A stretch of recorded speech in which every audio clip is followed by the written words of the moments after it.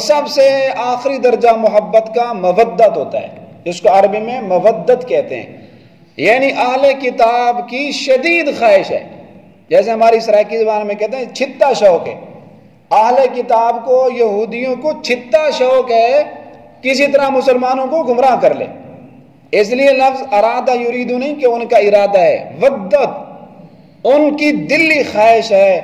بے حد کوشش میں ہے کسی طرح مسلمان گمراہ ہوں۔